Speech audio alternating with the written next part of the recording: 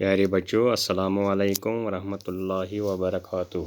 امید ہے آپ خیریت سے ہوں گے اور ہم اللہ تعالیٰ سے دعا گو ہیں کہ آپ صحیح سلامت رہیں۔ تو ہمارا جو آج کا موضوع ہے وہ ہے میر تقی میر کی غزل نمبر 2، غزل نمبر 1 کل ہم نے پڑھی ہے، آج غزل نمبر 2 ہے۔ تو غزل نمبر 2 اس طرح ہے: ہنگامہ گرم کن جو دل نا صبور تھا، پیدا ہر ایک نالے سے شور و نشور تھا۔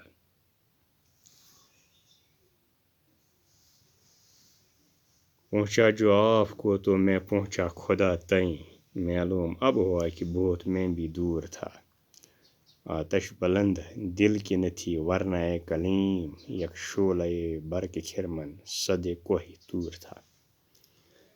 کل پاؤں ایک کاسہ سر پہ جو آ گیا، یک سر و استخوان شکستوں سے چور تھا۔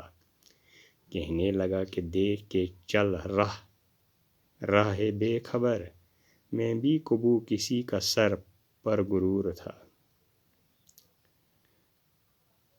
مقطع میں فرماتے ہیں: تھا وہ تو رشک حور بہشتی ہمیں میں میر، سمجھے نہ ہم تو فہم کا اپنی قصور تھا۔ تو میر اپنی اس غزل میں فرماتے ہیں: ہنگامہ گرم کن جو دل نا صبور تھا، پیدا ہر ایک نالے سے شور نشور تھا۔ فرماتے ہیں کہ حضرت آدم کے پیدا ہونے سے فرشتوں میں ایک شور بپا ہوا، ایسا شور جو فتنہ و فساد بھڑکانے والا جیسا۔ یہاں میر اشارہ فرماتے ہیں کہ فرشتوں نے اپنے رب سے عرض کیا کہ آدم کی تخلیق کیوں کر آپ کرتے ہیں؟ کیا ہم آپ کی عبادت نہیں کرتے ہیں؟ سبوں نے ایک آواز اٹھائی، مگر وہ اصل حقیقت سے ناواقف تھے، کیونکہ بے صبر تھے۔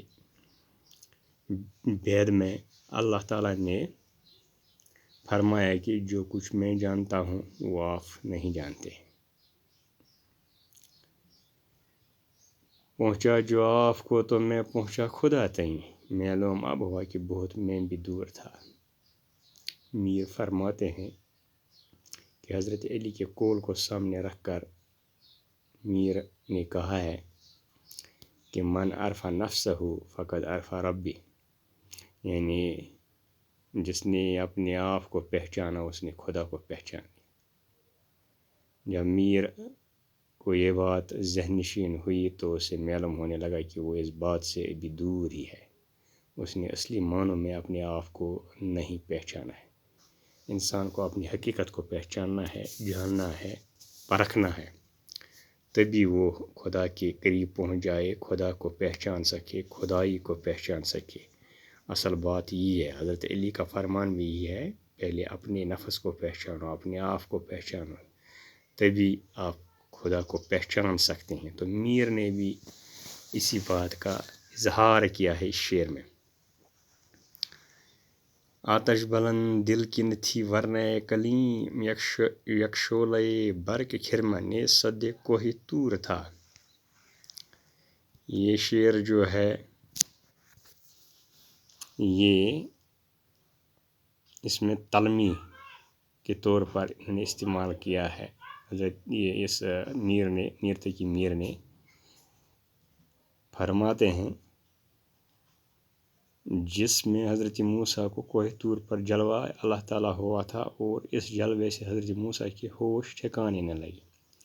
یہ ایک معمولی سی اللہ کی تجلی کا ظہور تھا جو موسیٰ کے لیے بہت ہی بھاری تھی۔ میر فرماتے ہیں کہ اگر اللہ تعالیٰ اپنی تجلی کا بھرپور مظاہرہ کرتے تو خرمنو کوہ طور، یعنی کوہ طور جیسے ہزاروں پہاڑ اس ذات ذوالجلال کی تجلی سے بسم کر رہ جاتے، ڈہ جاتے، تباہ ہو جاتے۔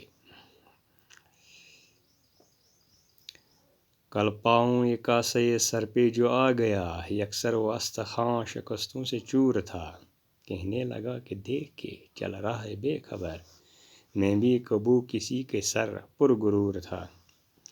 میر فرماتے ہیں، میر اس شعر میں دنیا کی بے ثباتی کا ذکر کرتے ہوئے فرماتے ہیں کہ ایک دن چلتے چلتے ایک مرے ہوئے انسان کی کھوپڑی سے سابقہ پڑا۔ وہ کھوپڑی بوسیدہ ہو چکی تھی۔ وہ کھوپڑی مجھ سے کہنے لگی کہ اے راہگیر آہستہ چل، فخر سے نہ چل، غرور سے نہ چل، کیونکہ ایک وقت میں بھی ایک انسان کے سر پر گھمنڈ بنی ہوئی تھی۔ میں بھی چلتا پھرتا، کھاتا پیتا، جیتا جاگتا انسان تھا، مگر آج میری یہ حالت دیکھ کر آپ کو عبرت حاصل کرنا چاہیے کہ آپ کا حشر بھی ایسا ہی ہونے والا ہے۔ تو انسان کو چاہیے کہ وہ اپنے آپ پر غرور، گھمنڈ، تکبر نہ کرے۔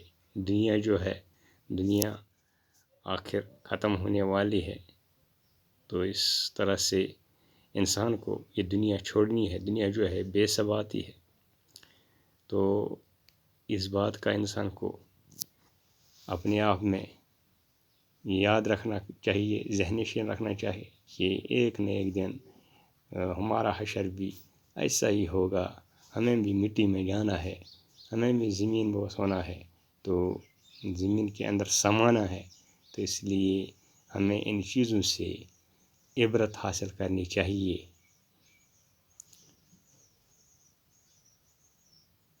غزل کے جو آخری شعر ہے، مقطع جو ہے، وہ اس طرح ہے: